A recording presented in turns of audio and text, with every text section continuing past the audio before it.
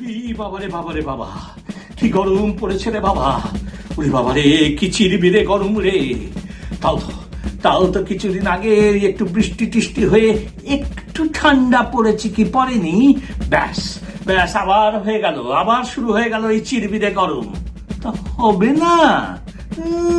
প্রত্যেক দিন ওই সন্ধেবেলা এ পাড়ার বুচি, ও পাড়ার খেদি, আর ওই পাড়ার নেকি হারমোনিয়াম বাজিয়ে বাজিয়ে বাজিয়ে বাজিয়ে খালি গান গাইছে কি না, এসো হে বৈশাখ, এসো হে বৈশাখ। যত সব। কেন, এই তো সেদিন আমাদের পাড়ার বুড়োদা তার ছেলের জন্য মেয়ে দেখতে গিয়েছিল। গিয়ে ওই মেয়ের একদম গানের গলা নিয়ে কি প্রশংসা আর কি প্রশংসা। তাই শুনে বুড়োরাও বলল, ঠিক আছে এসো মা, একটু গান শুনিয়ে দাও। ব্যাস, যেই না বলা অমনি মেয়ে একদম হারমোনিয়াম বাজিয়ে গাইতে শুরু করলো, এসো হে বৈশাখ, এসো হে বৈশাখ। আর তার সঙ্গে তার মার কি তাল ঠোকা, বাপরে বাপ।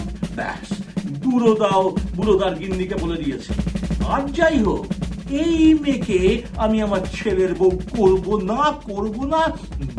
না, ঠিক করেছি, আমি বলছি ঠিক করেছি। কেন রে বাবু, রবি ঠাকুর কি আর কোনো গান লেখেনি? কেন শীতের গান লেখেনি, বসন্তের গান লেখেনি?